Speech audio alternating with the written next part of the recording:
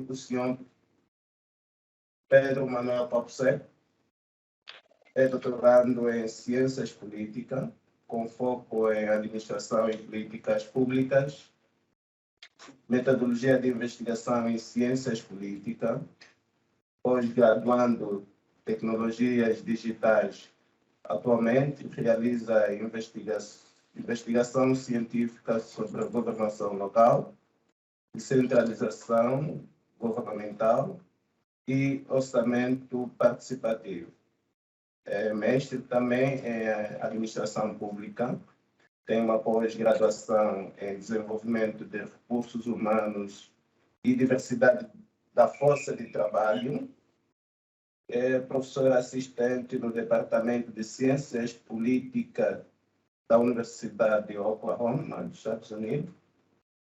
E, ao longo da sua explanação, entre outros pontos, poderá focar-se sobre a responsabilidade dos governos locais, a distribuição percentual do OGE para os municípios, receitas locais e a sua distribuição. Esses pontos e outros serão de base para a explanação do nosso convidado. Então, sem mais delongas, eu vou passar já a palavra ao nosso convidado, que desde já agradecemos a sua disponibilidade em dispensar a sua tarde de sexta-feira para estar conosco aqui e partilhar o tema que nós pusemos à mesa.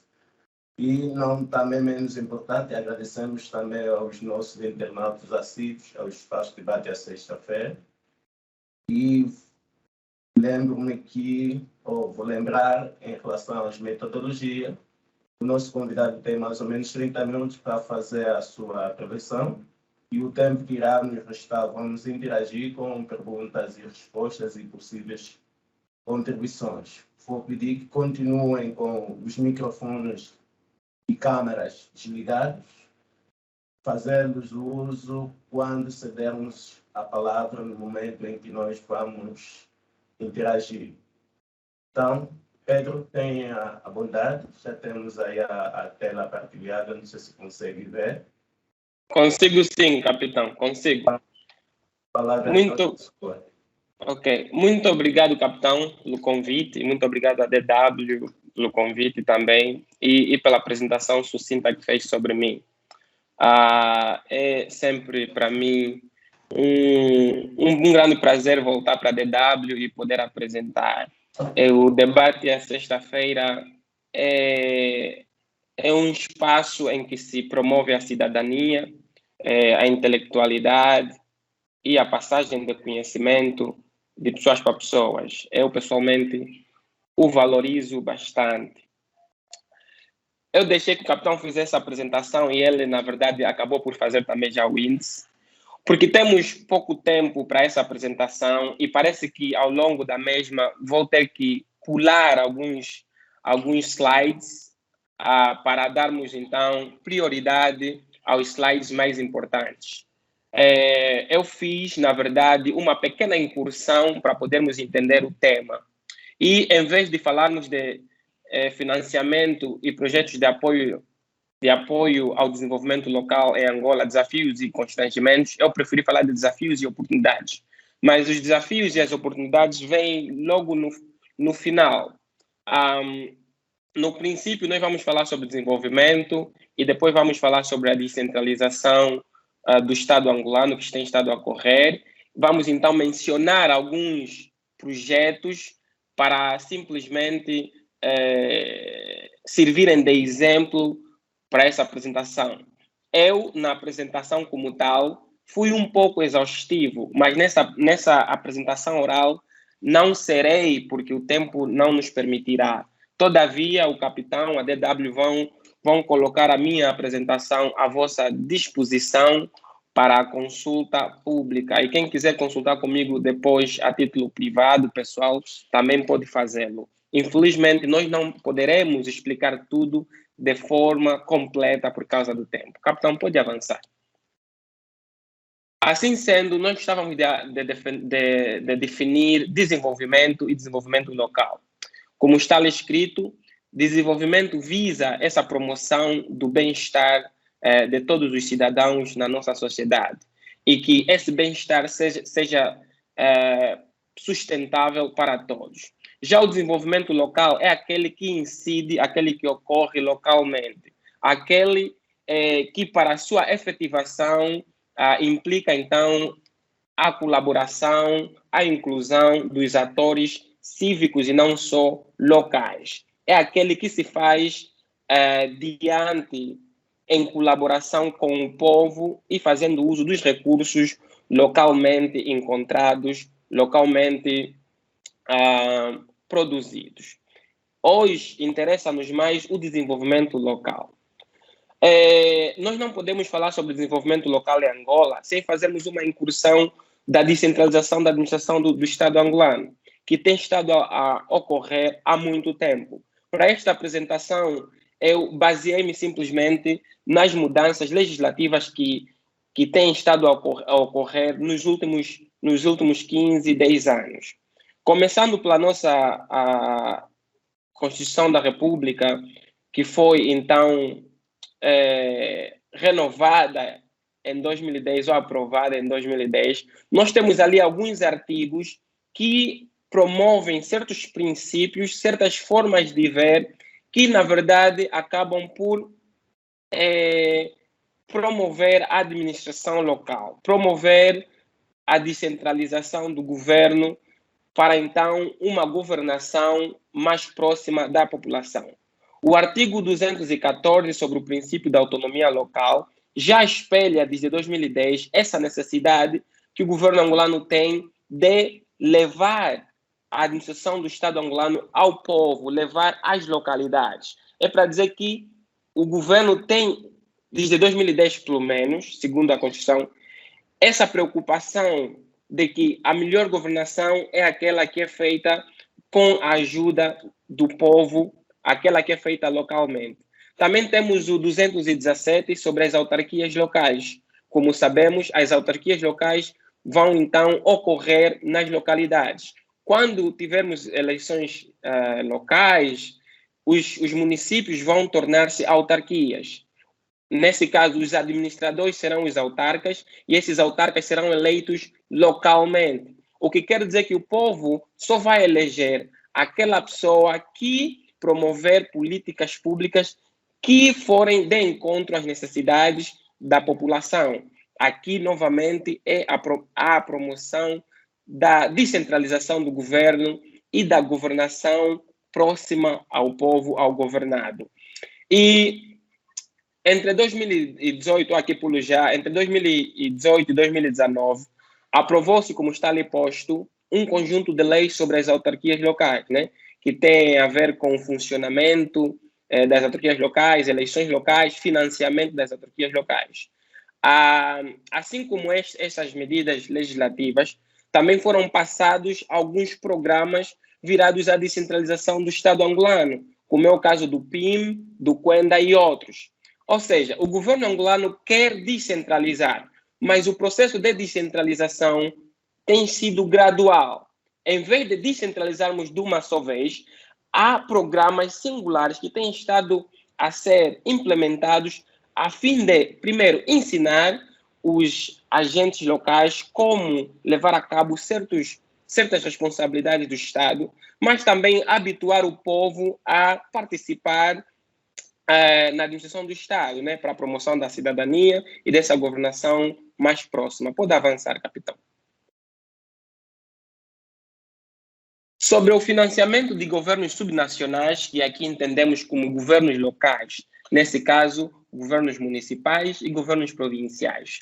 Temos essencialmente três legislações, nesse caso, o Decreto Presidencial 4/40/18 e o Decreto Presidencial 47/18, também o Decreto Presidencial 89/18, que promovem este novo regime de financiamento dos governos locais.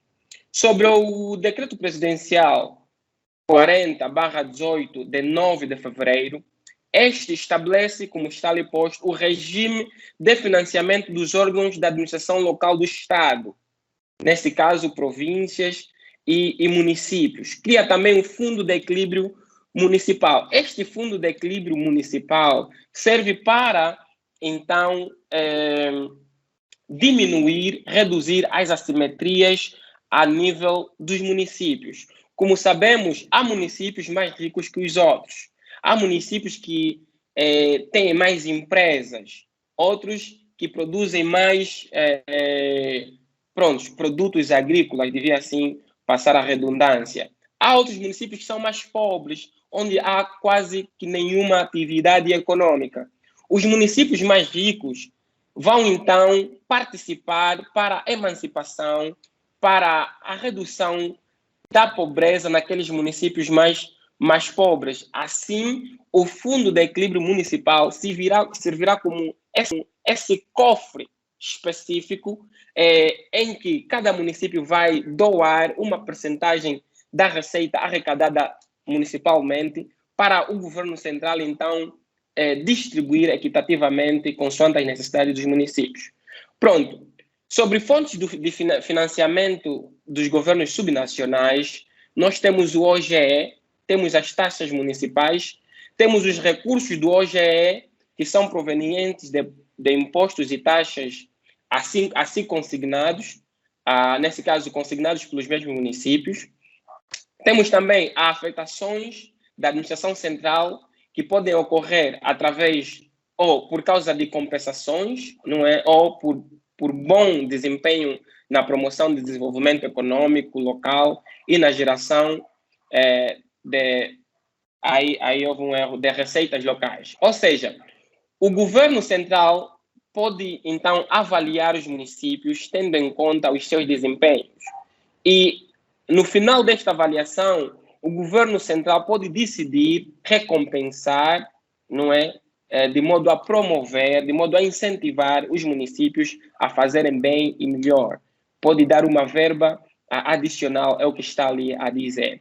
Pronto, e o regime, o decreto presidencial 4718 estabelece então esse regime, esse novo regime aplicável às taxas, licenças e outras receitas cobradas pelas administrações locais. Temos aqui uma novidade que então, capitão, pode avançar, acho que está na próxima. Não, vá para trás, por favor. Pronto, aqui temos então uma novidade que é trazida por estes novos projetos legislativos, que é a substituição da conta do Tesouro pelo portal do munícipe. Ou seja, hoje por hoje, segundo a lei, em vez dos atos administrativos municipalmente conseguidos serem pagos para o Tesouro Nacional, eles são pagos para no portal do munícipe. E isso dá, então, aos governos locais mais rendas e mais autonomia na arrecadação e na distribuição desses meios financeiros. Agora, aqui nessa apresentação, poderá haver pessoas que trabalham para governos municipais e estão a dizer, Pedro, você está maluco, isso não acontece. Então, aqui importa-me dizer que esta apresentação é essencialmente fruto de uma investigação dos documentos legais do país. Sabemos, por experiência, que nem todos documentos legais aprovados recentemente são implementados são implementados logo após a sua aprovação. O que quer dizer que há, então, uma discrepância, há uma diferença entre aquilo que é legalmente aprovado e aceito e aquilo que tem sido a prática dos governos municipais e provinciais. Por isso é que, se vocês notarem que eu disser alguma coisa estranha, não estranhem. Só quer dizer que os governos provinciais e municipais ainda não adotaram estas mesmas medidas, porque há, normalmente, alguma hesitação, muitas vezes, dos agentes dos governos municipais e provinciais em implementar certas medidas recentemente aprovadas. E depois temos aqui, sei que o Praia está ali, trabalha para uma administração municipal, ele depois vai alimentar-nos com aquilo que tem sido a prática na sua administração. Pode avançar, capitão. Pronto, temos aqui as responsabilidades dos governos subnacionais, e que ocorrem algumas no âmbito provincial, outras no âmbito municipal. Essas responsabilidades que aqui coloquei foram simplesmente para o efeito desta apresentação, pois existem muitas outras que não estão aqui postas. Mas pronto, os governos municipais têm então essa incumbência de identificarem investimentos públicos que depois são então bem trabalhados com a ajuda dos ministérios existentes. Temos então o âmbito municipal, que tem a incumbência de elaborar o programa municipal, que é aprovado posteriormente pelo governo da província em que o município se encontra. Vamos ver que tanto o governo municipal como o governo provincial trabalham em alguns assuntos similares ou iguais. Por exemplo, o governo municipal trabalha para questões da educação, saúde, energia, transporte. O governo provincial também. E é aqui onde muitas vezes encontramos sobreposições ou repetição de funções entre os governos existentes. Pode avançar, capitão. Temos aqui essa tabela proveniente do Ministério das Finanças, que distribui as despesas territorialmente, não é? Como vemos nessa tabela, Luanda é a província que recebe maior receita e tem maior despesa a nível do país. Como diz aí, cerca de 25,1% do total das despesas nacional vão para Luanda, seguido de 8,4% de Benguela, 7,5% de Malães e 7,3% de Bié. Importa dizer que essa é despesa em relação àquilo que é alocado às províncias. E podemos avançar, capitão. Estes gráficos servem simplesmente para realçar alguns pontos importantes. Quanto às despesas no âmbito municipal, temos então o Buengas Nuís, com uma percentagem de 72% naquilo que diz o incremento, não é? O aumento das receitas municipais. O Buenga Nuís registra 72% de incremento. E temos o Calai, no Quando Cubango, com simplesmente 59%. Há muitos municípios que não estão descritos aqui. Estes foram postos aqui pelo Ministério das Finanças para então ilustrarem. Importa também dizer aqui que há muitas coisas, há muitos dados não postos à disposição. Por isso é que vocês depois vão ver mais, Pedro, tu falaste sobre isso, não falaste sobre isso. Simplesmente eu encontrei aqueles dados e não encontrei os outros. Avança, capitão. Pronto, quanto aos projetos, projetos de apoio ao desenvolvimento local e seu financiamento, eu trouxe alguns para o efeito desta conversa. O Fundo de Apoio Social, tem personalidade jurídica, como aqui diz, e autonomia financeira. Foi criado por um decreto, como ali está posto, em 1994.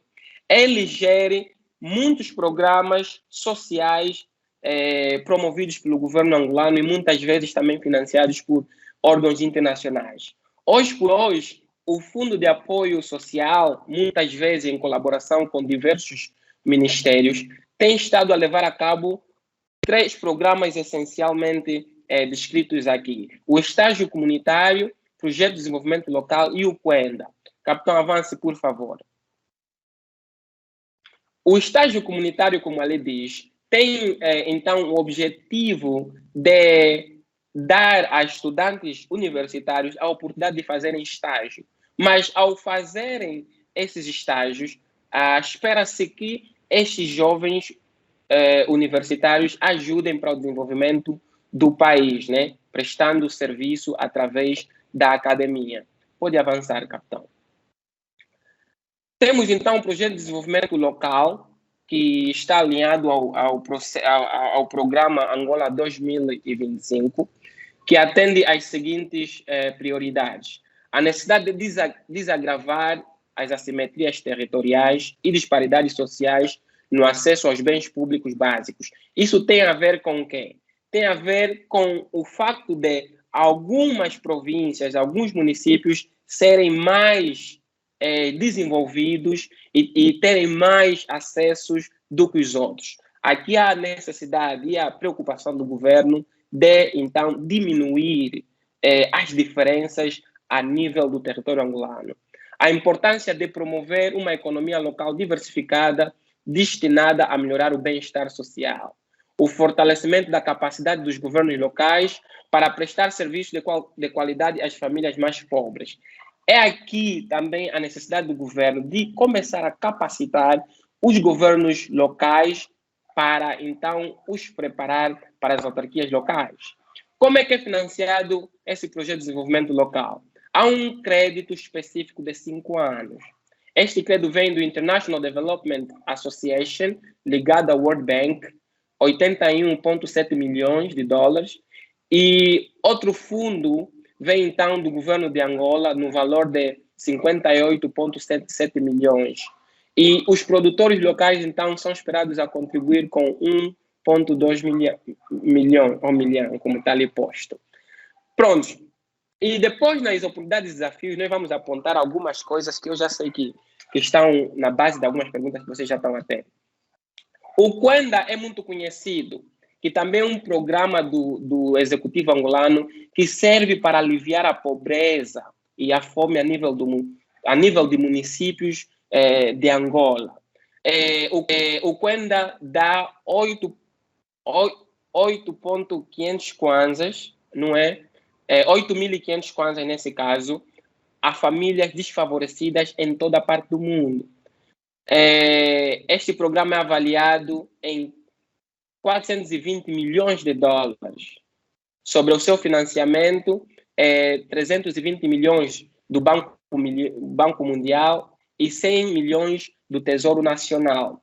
Quanto à situação até janeiro de 2022, temos ali o valor alocado foi de 23 milhões, média de 5.102 aldeias já foram beneficiadas, 35 municípios, e há uma meta até 2023 de beneficiar 1,608 milhões de famílias com uma renda mensal de 8.500 kwanzas, como está posto anteriormente.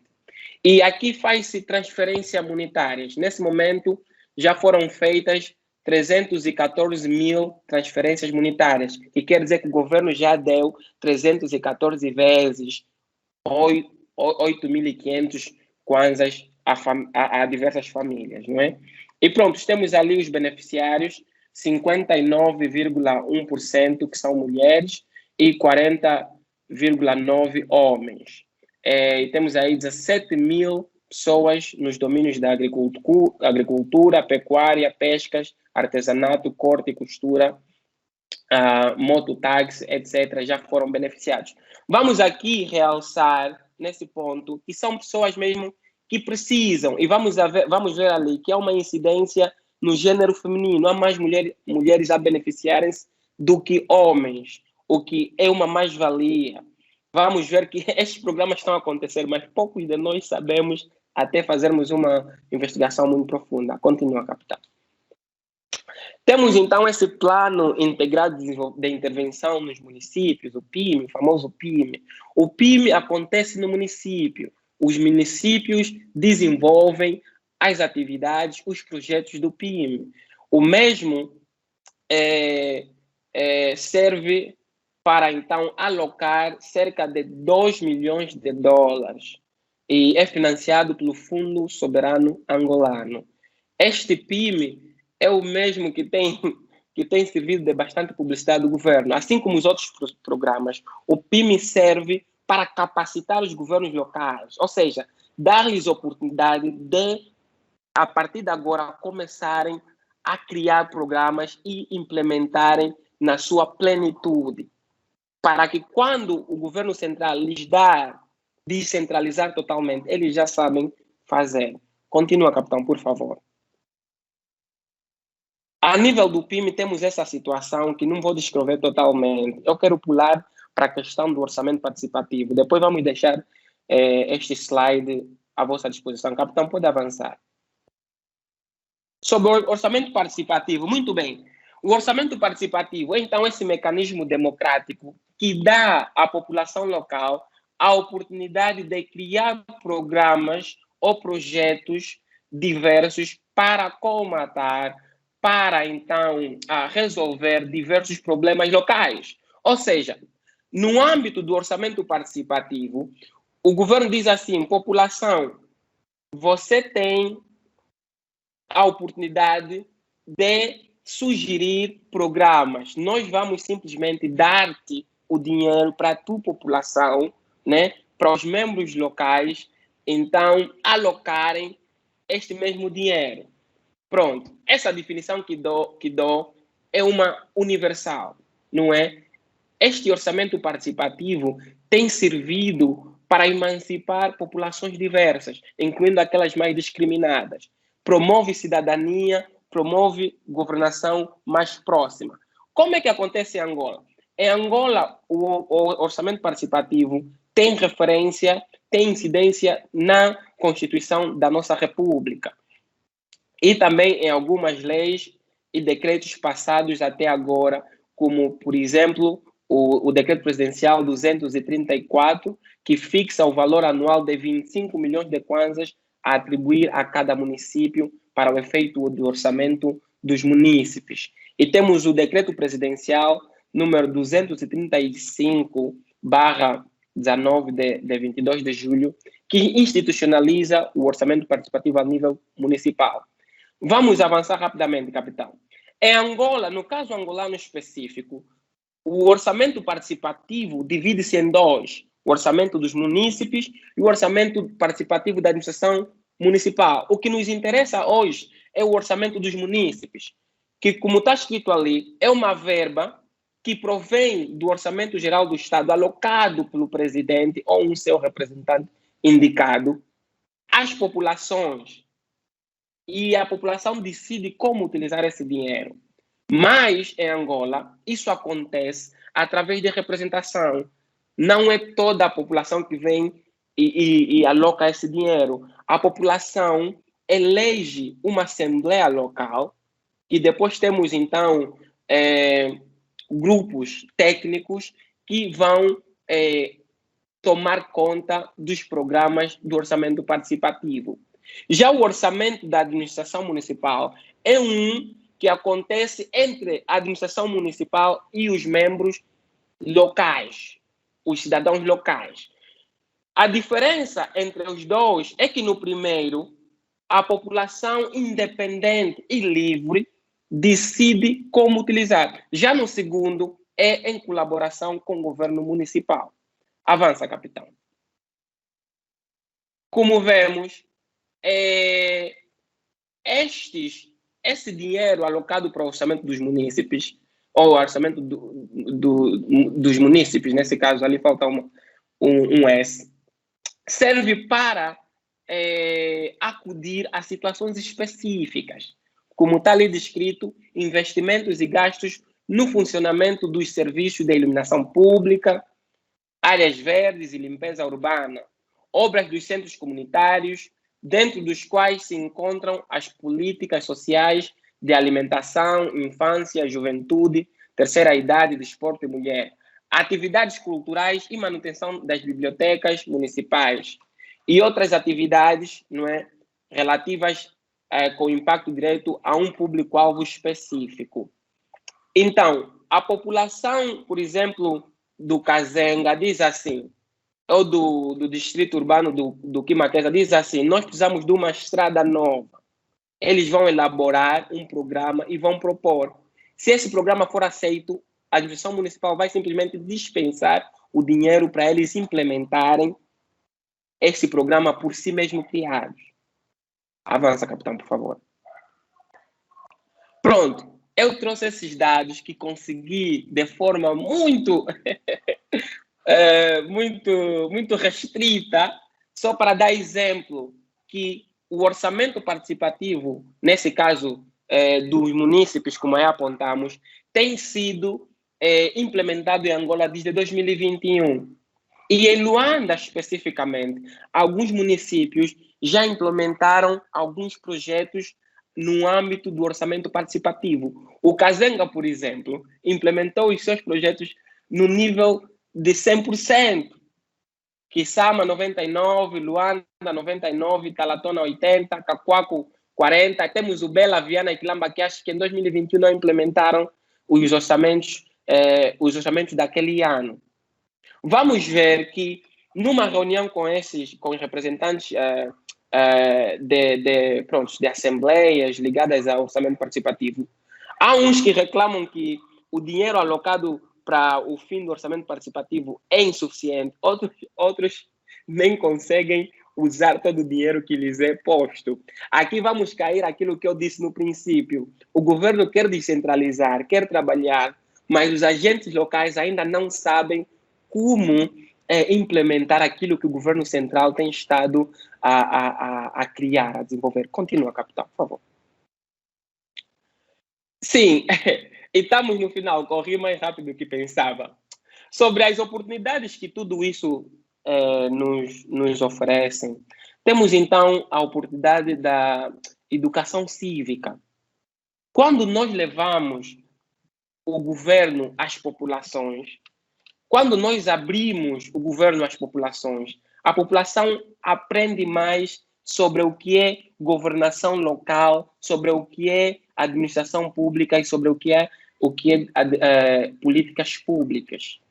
Então, temos aqui a oportunidade de o nosso governo educar civicamente a população.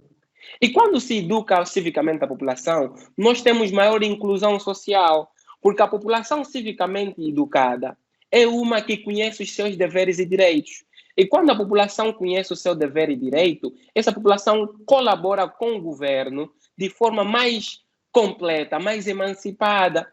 Ela consegue pedir contas ao governo, mas consegue dar ideias mais sustentáveis. Ali estaremos aqui a promover a cidadania, a promover a governação participativa, a aumentar o nível de satisfação populacional ou popular. Por quê? Porque quando o governo institui o orçamento participativo, nesse caso dos munícipes, para o caso angolano, e o governo diz assim: povo do Quimaqueza, você tem a capacidade de criar programas e implementá-lo. O povo que cria programa e implementa o programa é um povo que tem responsabilidade, tem um sentido de responsabilidade para com aquele programa. Porque esse povo criou e está a participar na implementação, esse povo vai cuidar. Porque esse povo conhece a importância de tais programas na sua vida, consegue quantificar as consequências positivas e negativas daqueles programas na sua vida. É ali onde nasce o conceito de sustentabilidade ou sustentabilidade da administração pública e das políticas públicas. Quando o povo não conhece a importância das políticas públicas na sua vida, ou não sente, o povo não cuida. Então, ali a necessidade de tornar o processo de criação, implementação e avaliação de políticas públicas mais sustentáveis, ou mais sustentável, nesse caso, o processo. Temos essa oportunidade. Mas como nós vamos ver no slide seguinte, capitão, por favor, nós temos desafios sonantes. E esses desafios são recorrentes. A questão da transparência nas atividades da administração pública. Infelizmente, há muita coisa que eu disse aqui hoje, que para muita gente aqui presente é nova, mas são coisas que o governo angolano já tem estado a fazer. Mas nós temos o problema de publicidade dos atos administrativos. Em Angola nós temos esse problema. Quando não há publicidade, não há transparência. E quando não há transparência, há uma educação cívica caótica.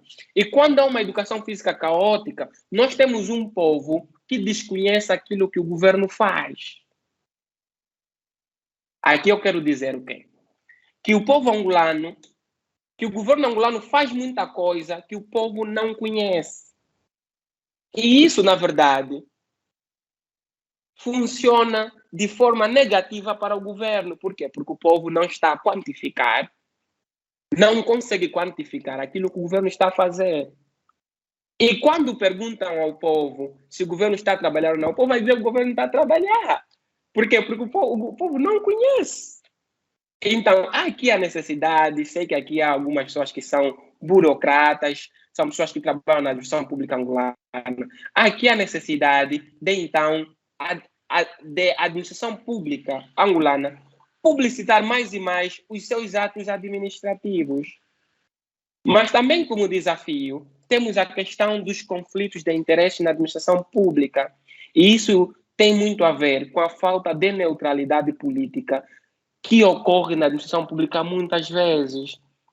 Nós temos alguns agentes públicos que também estão ligados a certos partidos políticos e, na sua atuação, têm dificuldades de dissociar a sua veia partidária da sua veia como profissional da administração pública angolana. Isso constitui um desafio que nós, como país, temos que ultrapassar.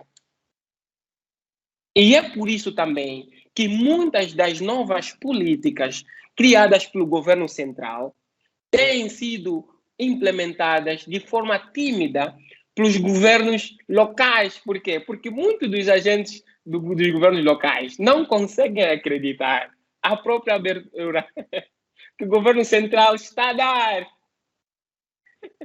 Percebem? Estão a olhar para essas aberturas como se fossem estala. Isso é estala, isso não vai funcionar. Por quê? Porque há essa falta de comunicação e de educação administrativa. Aqui vamos novamente salientar a questão da educação cívica, que deve ocorrer tanto para o povo, para o cidadão, mas também para os agentes da administração pública. Agora, há uma questão que é importante nós salientarmos: a prestação de contas públicas. Eu próprio não sabia sobre muitas questões sobre as quais estou a falar aqui, até eu investigar de forma muito, muito incisiva. Mas essa informação devia ser de fácil acesso à população. Há coisas que aqui eu só consegui porque alguém que está dentro do Ministério X me enviou. Eu, pessoalmente, na internet, não consegui encontrá-las. Então, esse é um ponto triste e que, para mim, pessoalmente, constitui um desafio. A prestação de contas é uma atividade, um exercício que vai continuar a ser um desafio para a administração pública angolana até ela ser completamente efetiva. É importante os administradores públicos prestarem contas ao povo, dizerem quanto receberam no princípio do seu mandato e quanto utilizaram e como utilizaram aquele dinheiro. Se eles forem exigidos a fazer isso, eles terão a incumbência, a exigência de trabalhar de forma transparente e honesta. Quando isso não acontece, nós, o povo, não conseguimos avaliar de forma emancipada, clara e justa quem nos dirige. E é por isso que nós encontramos valas em diversos municípios que foram escavadas por um governante que, depois de exonerado, a pessoa que entrou para o substituir já não quis continuar aquele projeto, vem com um plano completamente novo. E aquele que saiu não é responsabilizado de modo nenhum sobre aquilo que começou. Então, enquanto nós não responsabilizarmos publicamente os nossos dirigentes públicos, nós teremos uma administração pública tímida e inefetiva. Inefetiva por quê? Porque de antemão nós não conseguimos avaliá-la. Por quê? Porque nós não temos o ponto inicial. Muitas vezes nos apresentam o ponto final sem possibilidade de nós conseguirmos comparar. Nós, o povo, temos que ter a capacidade de comparar. Então, esses são alguns desafios que me ocorreram quando fazia essa apresentação. Então, eu sei que corri muito, mas corri por causa do tempo. Corri por causa do tempo. É para dizer o quê? Ao fazer essa apresentação, eu quis salientar, de modo geral, que o governo angolano tem estado a trabalhar muito, tem estado a levar a cabo muitos projetos, ou pelo menos tem estado a criar muitos projetos para aliviar a fome e a pobreza e reduzir as assimetrias a nível do país. Como o nosso tema nos diz hoje, apoio ao desenvolvimento local. E há muitas comunidades que têm localmente desenvolvido. Infelizmente, nós não temos acesso aos dados e muitas vezes não sentimos as consequências positivas de muitos destes projetos nas nossas vidas. Apelo, assim, ao governo, não é? Que publicite mais, que seja mais transparente, para que nós, então, possamos avaliá-lo de maneira mais justa e aberta. Muito obrigado, capitão.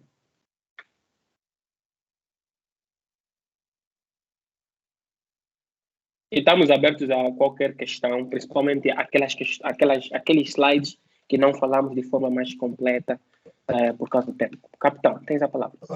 Pedro, obrigado, primeiro, pela apresentação e pela competência que teve na sua abordagem.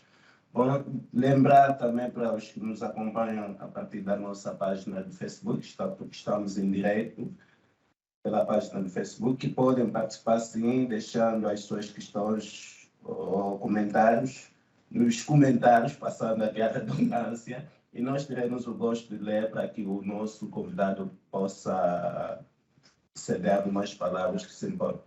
Então, sem mais delongas, passo a palavra aos nossos internautas, levantando a mão e eu poderia, assim, passar a palavra para que possam participar. Vejo aí uma mão já levantada do senhor Alan, na qual passo já a palavra para que possa intervir.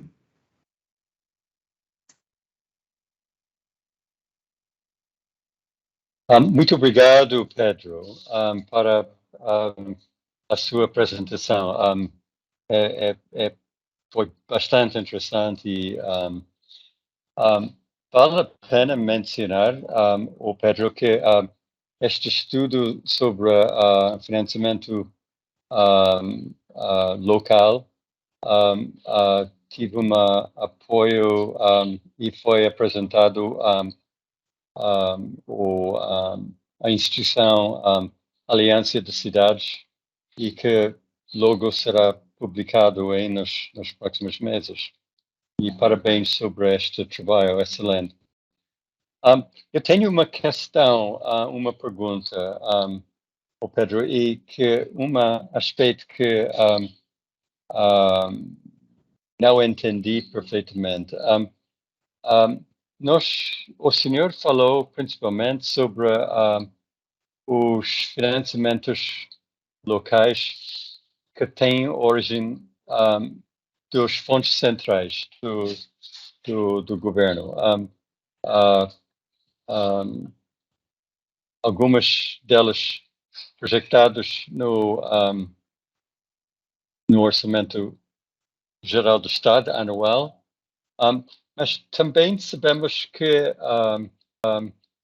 no novo regime da gestão financeira municipal, será a oportunidade para o próprio município de criar a sua própria fonte de rendimento através das taxas do IPU. Há várias outras formas de financiamento local. E nós entendemos aí na sua apresentação que uma parte deste financiamento criado localmente será para fundo para equilibrar realmente, porque não todos os municípios têm o mesmo capacidade para criar financiamento local. Mas eu tenho interesse em entender exatamente qual é o processo em termos do, por exemplo, se as taxas do IPU são pagos, parece que tem de ser pago para o ano, no primeiro trimestre do ano. Se estes fundos serão disponíveis já imediatamente para a administração municipal de utilizar no seu orçamento local, nos projetos delas daquele ano, ou se estes fundos pagos através do portal do município vão cair no fim no orçamento geral do Estado e logo parece que no ano que vem será aplicados no novo orçamento municipal daquele município. Se os fundos, se os fundos demoraram muito para ser disponíveis para as despesas do município, ou há um atraso antes de ser recebidos para o próprio município. Isto é a minha primeira preocupação. Muito obrigado. Obrigado, senhora, pela sua participação. Antes de colhermos outras questões, eu gostaria de passar a palavra ao Pedro para que possa comentar e responder à questão do senhor. Sim, muito obrigado pela questão, senhor Allen. E aqui eu vou dizer que a lei já foi passada, não é? Que é o decreto presidencial 47/18. E no mesmo, sobre o portal do munícipe, ele diz que as receitas municipais é feito no portal do município mediante procedimento específico. E que o portal do município tem essa abrangência nacional. Sobre a arrecadação e afetação da receita, o artigo 6 do mesmo decreto diz assim: a receita arrecadada nos termos do presente diploma dá entrada na subcat provincial enquanto não for criada a subcat municipal, através do portal do munícipe, sobre a rubrica Receita de Serviços Comunitários. A subcat provincial é gerida pelo delegado provincial de finanças, ficando igualmente encarregue pela distribuição da receita municipal ao nível dos municípios. Os valores arrecadados constituem receita própria das administrações municipais. Pronto. A percentagem das taxas, licenças e outras receitas a afetar aos governos provinciais é definida por decreto executivo. Aqui é para dizer o quê? Que a lei, sim, apresenta essas fases e os agentes que vão intervir nesse processo de arrecadação de receita e distribuição das mesmas. Eu não sei como é que as coisas têm estado a acontecer nos municípios hoje. O que nós sabemos é que, hoje por hoje, a AGT ainda tem a incumbência de fazer a recolha de todas as receitas a nível do país. Não sei se temos alguns municípios que já fazem recolha de impostos a nível do município e como é que são alocados. Se alguém trabalha na AGT ou em algum município que tenha algum inside knowledge, alguma prática que esteja além daquilo que o decreto está aqui a dizer, por favor, partilha conosco para nós sabermos. Eu não sei se estou a responder à pergunta do Sr. Allen mais especificamente, mas aqui a lei não está a dizer sobre o tempo, diz simplesmente quem intervém neste mesmo processo. Ok, obrigado, Pedro. Então, vamos avançar. Provavelmente o senhor vai tirar outro tempo para intervir novamente, mas vamos avançar com uma questão no chat e dessa vamos juntar, ou vamos passar a palavra ao senhor Paulo, mas antes disso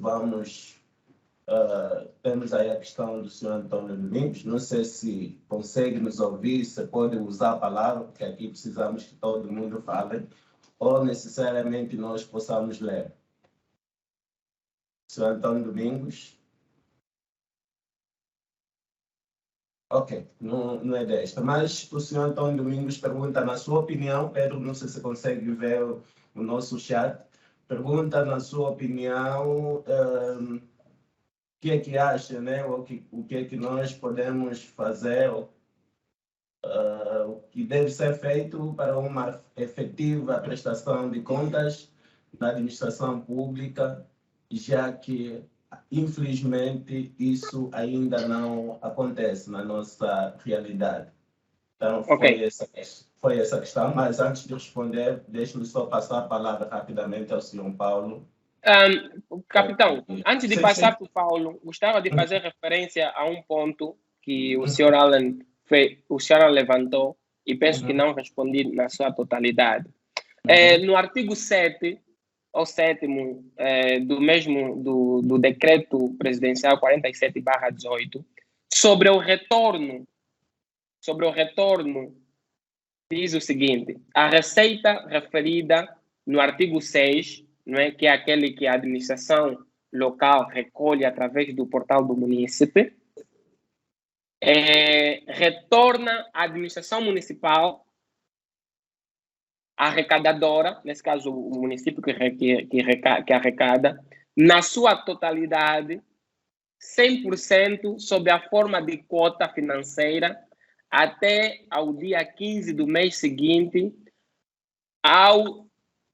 da arrecadação para a execução de despesas de funcionamento da respectiva administração.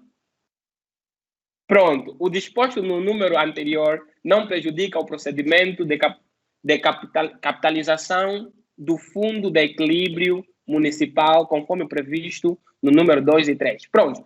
Isso que eu li, senhor Allen, em conversa com pessoas que trabalham na administração pública, dizem que isso não acontece ainda. Mas é o que, na verdade, a lei diz. A lei diz isso, mas esse exercício ainda não é feito pelas administrações municipais.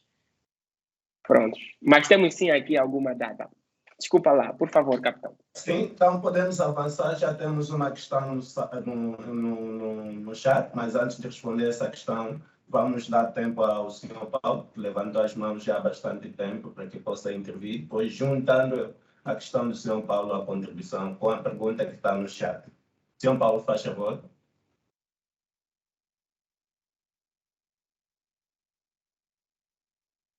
Alô? Senhor Paulo, liga o microfone, a câmera, pode participar. Pode, sim. Alô?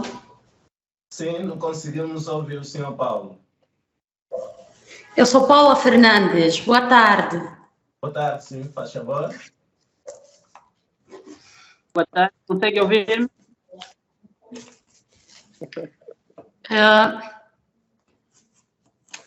Eu, a princípio, venho agradecer ao Sr. Pedro pela sua intervenção, sua apresentação.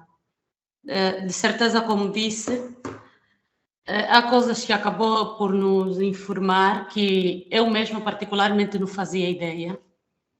E só hoje eu tomei o conhecimento, afinal de contas, que a nível do município são sempre alocados dos orçamentos e que existia realmente o orçamento do município. Eu acho que é isso que acabou de dizer-nos.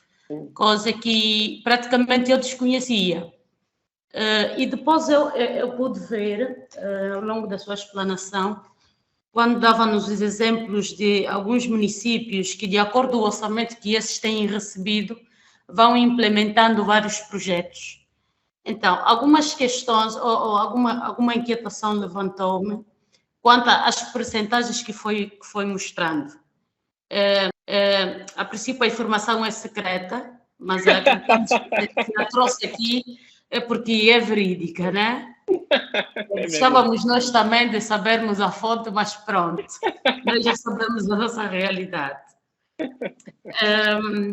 E eu gostava de saber, quando nós olhamos para as percentagens que aqui estão alocadas, será que nós podemos considerar o exemplo do Kazenga como sendo um dos municípios que é praticamente um dos municípios que podemos considerar que tem tido uma participação ativa ou mesmo e inclusiva quando se trata de problemas ligados à localidade em si? Será que essa percentagem pode levar-nos a acreditar nisso?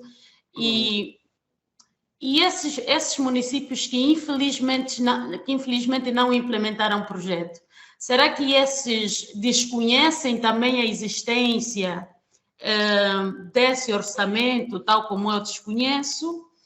Ou a administração em si, sendo o órgão que deve cambiar, né, se eu poderia utilizar o termo, com essas organizações, será que exclui ou não têm tido uma participação inclusiva, são excluídos a nível da administração local? Quais são realmente os critérios ou os elementos envolventes para que esses municípios implementassem e os outros não implementassem? O que é que está na base disso, Dr. Pedro? Muito obrigado. Permite-me deixe-me só agradecer à senhora Paula Fernandes. Eu chamava o senhor Paulo, mas ela teve a amabilidade de tomar a palavra enquanto que o senhor Paulo não dizia nada. Parabéns por isso. Paulo, Pedro, pode sim responder à questão da senhora Paula e a outra questão do senhor Domingos. Consegue ouvir-me? Sim? Senhor Paulo? Sim, consegue ouvir-me? Perfeitamente, faz favor. Sim, desculpa, não sei se posso fazer a minha questão ou poderia aguardar depois do senhor Pedro ter respondido a questão da senhora Paula. Mas estamos cedendo a palavra ao senhor Paulo. Consegue nos ouvir? Sim, consigo. Faz favor. Sim, eu quero parabenizar o Dr. Pedro pela brilhante explicação e, honestamente, muitas das coisas que ouvimos aqui eu desconheço, tal como a senhora Paula, eu desconhecia. E agora que vai abordando sobre essa questão, chamou-me muita atenção o ponto que fala sobre o orçamento participativo. Percebi que é um processo democrático em que a população vai decidir livremente sobre os projetos a serem executados, bem como também a sua gestão. E eu me sentia um pouco ultrapassado pela senhora que me antecedeu, porque eu fiquei estupefato com a percentagem que é dada pelo município do Kazenga, não é? Pelo município do Kazenga, pude ver que são 100%, e eu particularmente conheço o Kazenga e queria saber de que forma, ou como esse 100% se reflete, não é?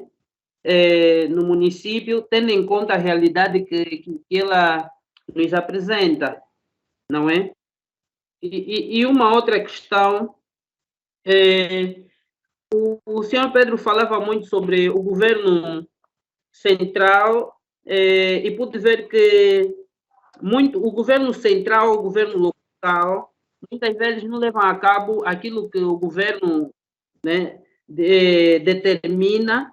E o senhor Pedro falava muito sobre a questão da educação cívica, né, para talvez participar de forma positiva no governo local e assim fazer-se sentir os objetivos preconizados pelo governo, digamos, como tal.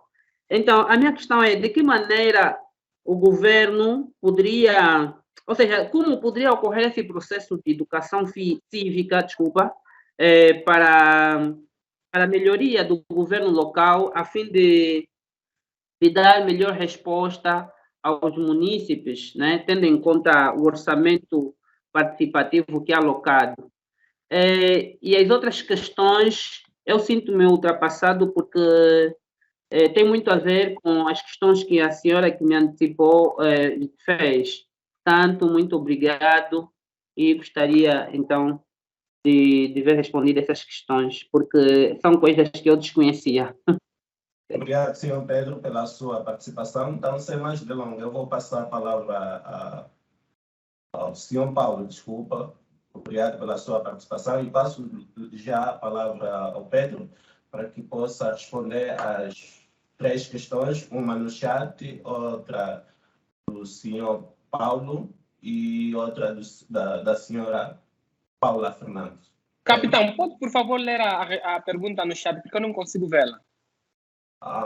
O ilustre Antônio Domingos, que escreveu a partir do chat, pergunta, na sua opinião, no caso de Angola, o que deve ser feito para uma efetiva prestação de contas na administração pública, já que, infelizmente, isso ainda não acontece na nossa realidade. O que é que deve ser feito, na sua opinião, sobre a questão de prestação de contas? Ok, muito obrigado, capitão. Eu vou responder de forma desordenada, conforme as coisas me ocorrem na cabeça. Vou começar pelas perguntas que a senhora Paula fez. Primeiramente, eu ainda não sou doutor, sou mestre apenas. Podem tratar-me por Pedro Papo Seco ou por Picha. Não precisam me tratar de doutor, ainda não sou doutor. Obrigado pela consideração. Senhora Paula, faz perguntas muito importantes, algumas das quais coincidem com as do Paulo. Eu vou começar a explicar como é que esses comitês são formados. Na verdade, quem participa. No caso angolano, infelizmente, nós não temos uma democracia direta. O que quer dizer que não é uma pessoa, um voto, ou seja, a população do Kazenga vai para um lugar e vota o projeto. Não é assim. O que a população faz é votar para a constituição de uma assembleia que representa. Ou seja, o que se diz aqui é que a população participa livremente. Os munícipes participam ativamente em todas as fases do processo orçamental, no âmbito do orçamento dos munícipes, que é componente, não é, uma das subdivisões do orçamento participativo como conhecemos em Angola. Agora, quanto à preparação do processo, primeiramente, temos a constituição por votação dos membros do Comitê Técnico de Gestão do Orçamento dos Munícipes.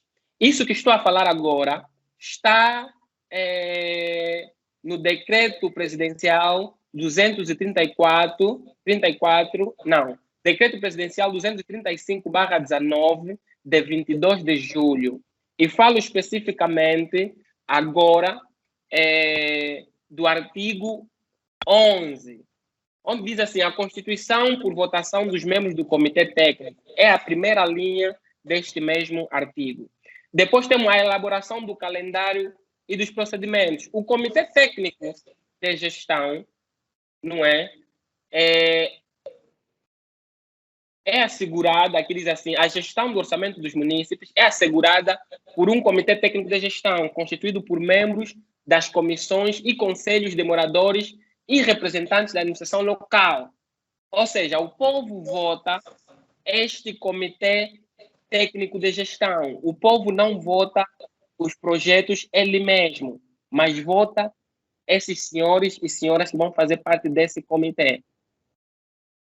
Por isso, aqui, também quero dizer que o facto de o Kazenga ter implementado 100% e outros municípios não quer necessariamente dizer que os munícipes do Kazenga têm um nível de cidadania mais elevado que os outros que não implementaram os seus projetos 100%.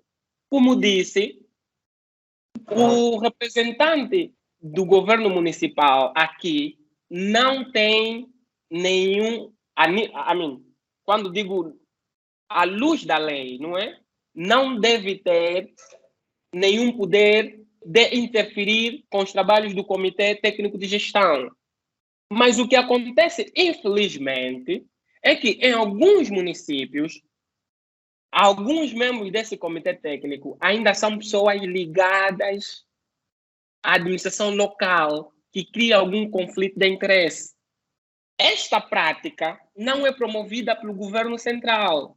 O governo central está a dizer, não, tu trabalhas para a administração local, tu não podes ser parte do comitê técnico de gestão para a gestão do orçamento do município, sai!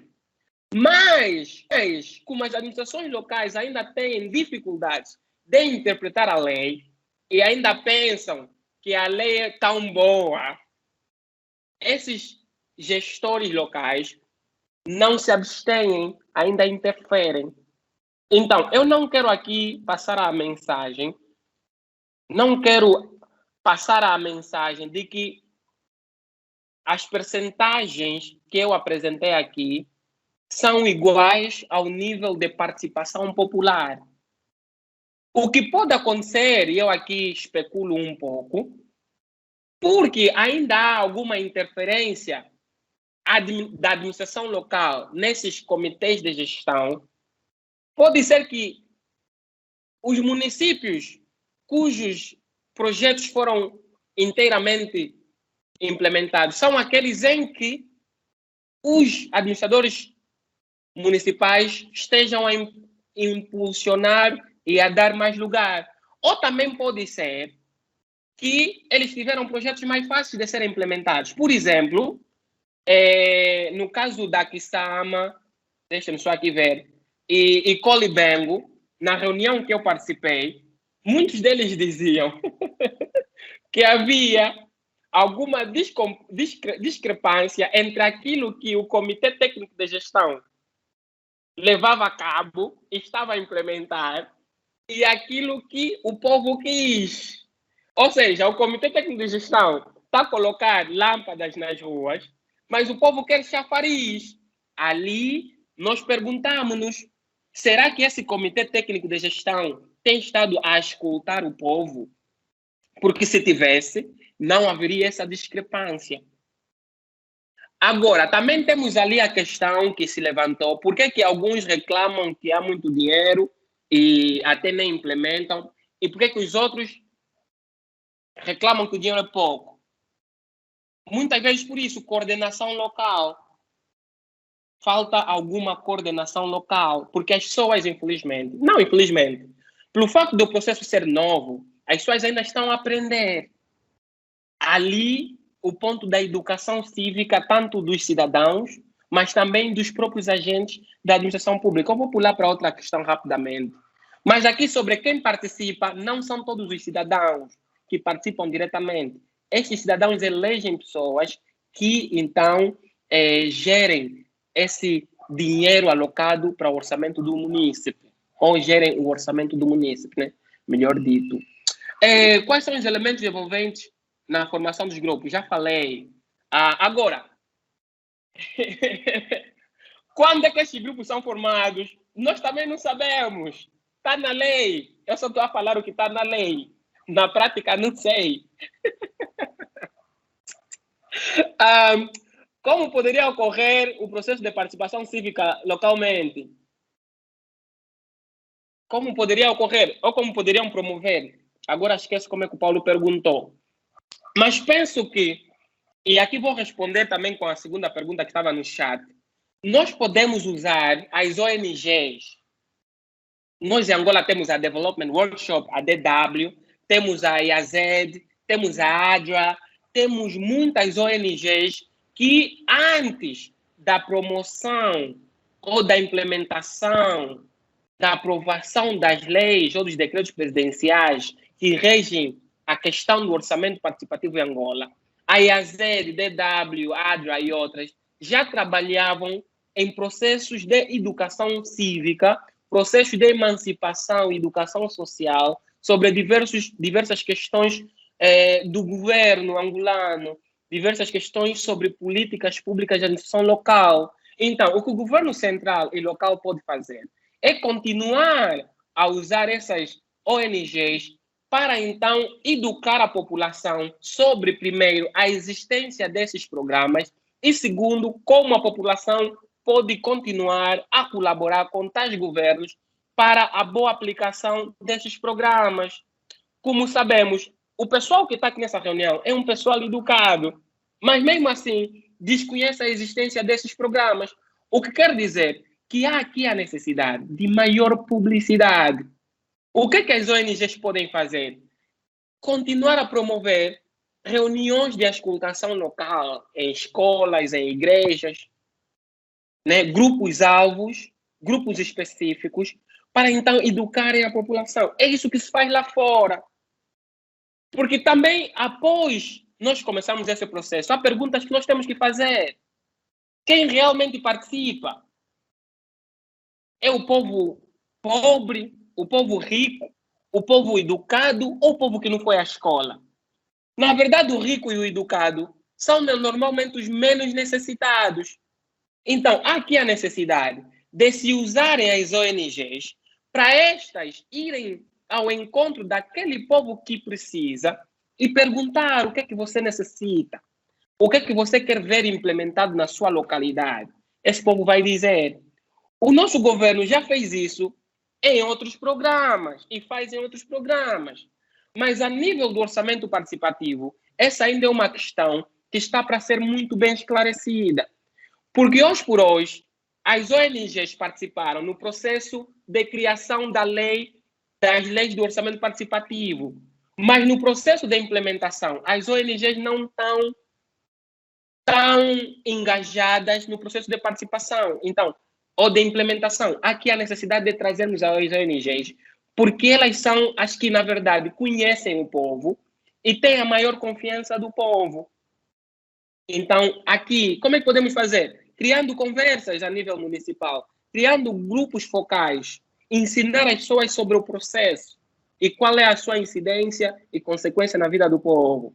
Na sua opinião, no caso de Angola, o que deve ser feito para uma efetiva prestação de contas na administração pública, já que ainda não acontece? Acontece alguma prestação de contas. Acontece alguma, mas podemos melhorar a prestação de conta que já é feita. Como é que nós podemos fazer? Temos que colocar as instituições públicas e democráticas em ação. Os tribunais têm de ser mais fortes, mais emancipados e mais independentes. A questão da neutralidade política na administração pública é uma que nós temos que promover, porque quando há neutralidade política, os tribunais atuam de forma independente. Os tribunais são capazes de, então, conduzir os processos sem interferência. O que acontece é que muitos dos nossos administradores públicos não são pedidos conta. Muitas vezes porque aquele que pede conta é amigo ou amiga. Então, enquanto as nossas instituições políticas democráticas não ganharem um nível de independência forte, nós não conseguiremos efetivar esse exercício de prestação de conta. Uma coisa nós temos que saber: Angola tem muitas boas leis. Nós temos leis fantásticas, mas o nosso maior desafio é a boa implementação destas mesmas leis. Então, é ali onde nós temos que trabalhar, deixar que as instituições públicas funcionem de maneira independente, sem interferências políticas. Ali sim nós vamos ter mais prestação de contas. Essa é a pergunta. Essa é a resposta, sim. Obrigado pelas respostas. Se me permite, eu gostava de deixar de ser, em um minuto, deixar de ser moderador, também para trazer à tona algumas questões. Antes de passar a palavra à senhora Silvia Cristóvão, vou pedir que fique atento, que daqui a nada vou passar a palavra, mas antes eu gostava de colocar duas questões ao nosso convidado. A primeira questão tem muito a ver com o financiamento do desenvolvimento local. Isto antes das autarquias. Sei que estamos muito avançados em termos das leis sobre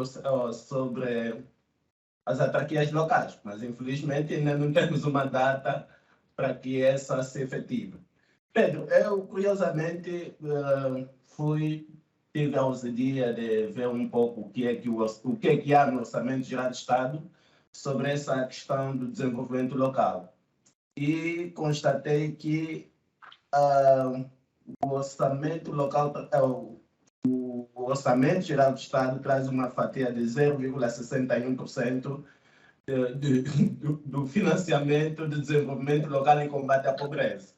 E a questão é a seguinte: olhando para essa fatia e tendo em conta a experiência que tem de outros países ainda anteriormente, tiveste aqui a falar um pouco também sobre o orçamento participativo, sobre o desenvolvimento local. O que é que pode nos dizer, o que é que nos apraz dizer sobre essa fatia? É suficiente ou ainda precisamos aumentar mais alguma fatia? 0,1? Não, 0,61. Ah, 61. Está lá no Orçamento Geral do Estado, 2022. Ou 2022, sim. A outra questão tem muito a ver sobre a transferência de competências. Eu estive a ler um artigo do Jornal de Angola, publicado no dia 11 de março, em que 7 departamentos ministrais publicaram como é que é chamado, um termo de transferência de competências. Nisto, esse departamento consta o Ministério das Obras Públicas, consta o Ministério de Cultura, Turismo e Ambiente, e tem outros ministérios.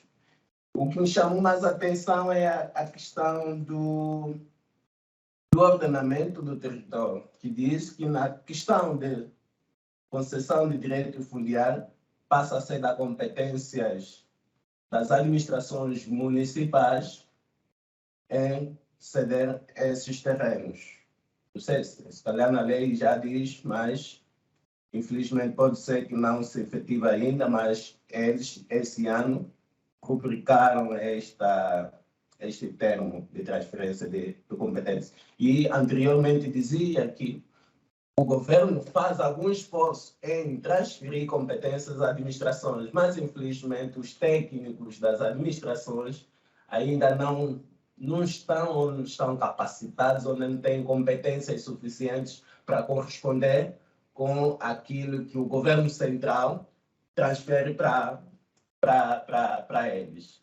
E como é que é essa situação? Como é que as administrações locais podem ultrapassar esse gap? É necessário que o governo central, primeiro, forme as administrações? Ou não? Porque também o que eu tenho constatado, e algumas administrações municipais têm recebido também informações no INAP em relação a essas questões de descentralização.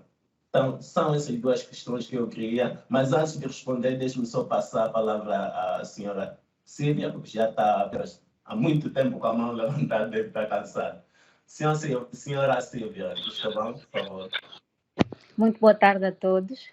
Boa tarde. Agradeço pela oportunidade e começo também por agradecer à organização pela pertinência do tema e ao preletor pela forma exemplar como o apresentou. E eu tenho uma opinião muito particular sobre a ineficácia ou a falta de reflexo do impacto dos programas de desenvolvimento local na vida dos cidadãos. E, na minha opinião, isso se deve em muito à resistência que existe por parte dos próprios órgãos da administração pública em permitir que se efetive a desconcentração e a descentralização administrativas conforme elas estão desenhadas na lei. E a velha desculpa de que existe despreparo dos recursos humanos da administração local é usada para justificar essa resistência. E eu chamo de desculpa porque já, uma vez que a lei já desconcentrou aspectos inerentes à gestão de finanças públicas, à gestão do ordenamento do território, ao desenvolvimento local e transferiu competências que antes pertenciam, por exemplo, aos governos provinciais para as administrações municipais, eu não consigo compreender por que razão os governos provinciais não deslocalizam os recursos humanos que ainda têm a exercer competências que já não são suas às administrações municipais.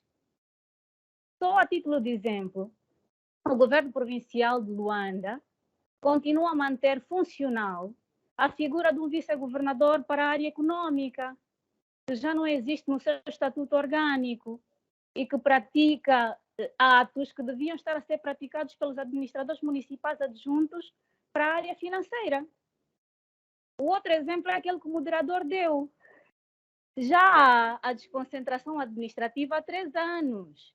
O decreto presidencial 20/18, que a efetivou, e o termo de transferência que lhe é anexo, já descreve que competências é que deixaram de ser dos governos provinciais e passaram para a administração municipal nas várias áreas. E até hoje, os governos provinciais não entregam essas competências ao abrigo da desculpa de que as administrações não estão preparadas para as receber. Mas esse problema é simples de resolver. Se a competência está na administração e os governos provinciais têm os recursos humanos, mandem os recursos humanos lá onde existe a competência. É tão simples quanto isso. Portanto, parece-me que os agentes dos vários níveis da administração local do Estado ainda não entenderam que as medidas de desconcentração são para beneficiar as próprias pessoas, lá onde a vida delas acontece, que é no município, e que não devem existir desculpas em ativação. Portanto, o sucesso e o insucesso do desenvolvimento local dependerá, em grande medida, da mudança dessa mentalidade dos agentes públicos. E mais do que lutas de egos, essas pessoas devem passar a pensar o país e no bem-estar das pessoas, porque está praticamente tudo escrito nos diplomas legais. O que falta é que os executores deixem de adiar a aplicação da lei. Muito obrigada. Obrigado, senhora Silvia, por essa por essas contribuições nessa questão de faz de conta, né, que o governo central tem feito. Então, Pedro, eu vou passar a palavra para responder as minhas 2 questões e comentar também essa contribuição que a senhora Silvia rematou aí. E, se calhar, só que estou a ver mais uma mão levantada aí, eu gostava de lhe dar o último minuto, mas vou passar depois a palavra ao senhor Gaspar. Mas pode ainda responder às questões. Sim.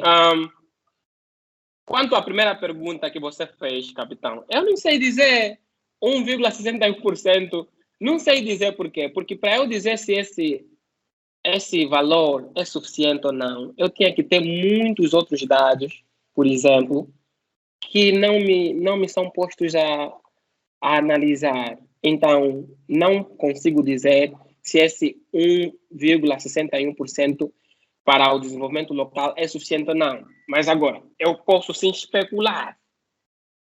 Eu acho que, olhando para aquilo que é percentagem, 100% do OGE, e para as despesas que nós temos, não é? para as áreas para as quais o dinheiro é alocado, o desenvolvimento local merecia, assim, um bolo mais abonado. Ou temos um país totalmente desenvolvido que não precisa de tanto dinheiro assim, que não é a nossa realidade. Não é? Mantenho a primeira resposta, não consigo dizer com certeza se 0,61% é suficiente ou não, mas consigo sim dizer que nós temos um país em via de desenvolvimento em que a maior parte da população vive por baixo da linha da pobreza. O país está em reconstrução desde 2002 até hoje. Então, 0,61% do OGE de 2022 para o desenvolvimento local não me parece suficiente. Mas não tenho tanta certeza porque não tenho outros dados para analisar. Quanto à passagem de competência, é necessário que o governo central forme as administrações? Sim. Eu acredito muito no processo de educação. O que eu acredito é o seguinte: quando a Assembleia Nacional passa uma lei, tem de haver um processo de formação, de treinamento da agência, dos agentes que trabalham para a agência ou instituto ou administrações que vão implementar tal lei, sobre aquela lei. É necessário que as pessoas entendam a lei para poderem implementá-la da melhor forma possível.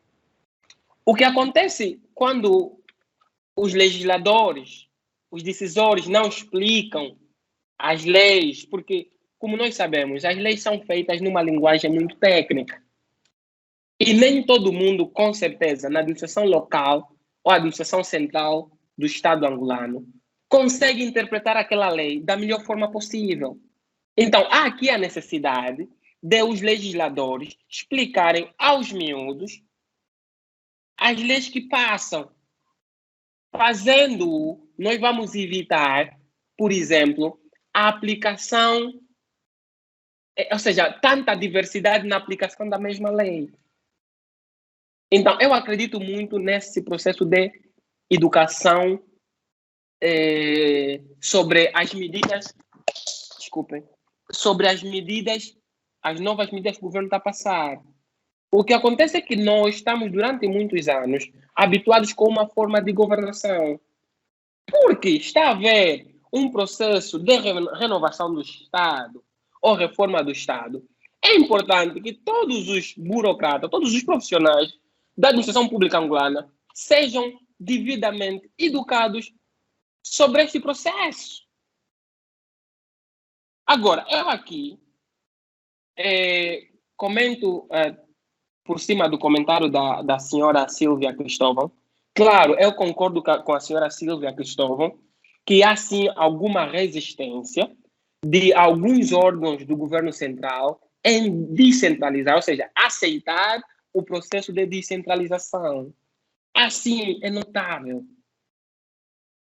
Há quem diga que também seja este o motivo de não termos tido eleições locais até hoje. Há quem diga isso também, essa resistência. Mas há quem, por outro lado, diga que não, as administrações locais estão habituadas com um determinado modo operandi. E ao mudarmos, nós temos que ser graduais, implementando enquanto educamos a mesma administração local sobre assuntos específicos.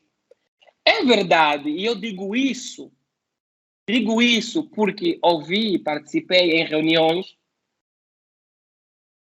entre membros da administração local e membros do governo central ou representantes do governo central, em que havia, assim, essa não resistência do membro da administração central, mas sim parecia que membros da administração central ainda estão incrédulos à abertura que está a existir. Então, não é para discordar nem concordar completamente com a senhora Silvia, mas sim para dizer que existe um pouco de tudo. Existe essa resistência de alguns órgãos do governo central de deixarem as administrações locais implementarem aquilo que é lei, mas também ainda existe alguma resistência ou falta de conhecimento da lei, por exemplo, por causa do Simplifica, já não se pedem declarações militares para sair do país. Mas na semana passada, um polícia no aeroporto do 4 de fevereiro, aqui no 4 de fevereiro, disse que homem maior de 18 anos que quiser deixar o país vai ter que apresentar declaração. Isso ele disse depois da passagem do Simplifica. Há ainda agências a pedirem o número de contribuinte, embora o Simplifica tenha banido. Então, o processo de implementação dessas leis também passa mesmo pela educação. Quando eu digo educação, é os legisladores informarem, porque há pessoas que não acreditam, infelizmente. Isso não é para discordar com o que a senhora Silvia disse, mas é dizer que existe um pouco de tudo. Bom, Pedro, se me permite, deixa-me só colher a última questão, se bem que baixou as mãos o senhor Gaspar Praia. Não sei se está ainda em condições de intervir. Gostava de lhe passar a palavra em 1 minuto para expor a sua questão ou a sua contribuição. Senhor Gaspar. Bom, não é 10. Acho que o senhor Gaspar não está mais disponível, foi ultrapassado, mas sendo assim, vou passar novamente a palavra ao Pedro em 1 minuto para as considerações finais. Sei que está pipocado, como se diz na gíria, mas tendo em conta os outros compromissos de pessoas que estão aí a nos acompanhar, vou dar por fechar e antes eu vou passar a última palavra em modo de considerações finais para que possamos, ou antes de fecharmos. Praia, eu quis tanto que o Praia falasse, porque o Praia é trabalhador de uma administração local. Praia, estás aí ainda? O Praia já não está. Mas o microfone está ligado, não sei do qual é Praia? a dificuldade de não lhe ouvirmos.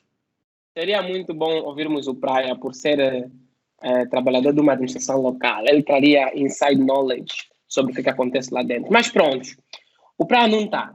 Eu, assim como todo mundo, queria agradecer-vos pela presença.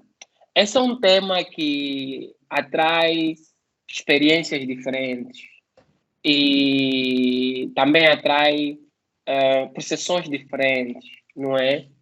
Em todo caso, eu acredito que em Angola existe sim, e não só em Angola, em muitas partes do mundo também, alguma discrepância, alguma diferença entre aquilo que é lei e aquilo que é praticado pelos agentes da administração pública.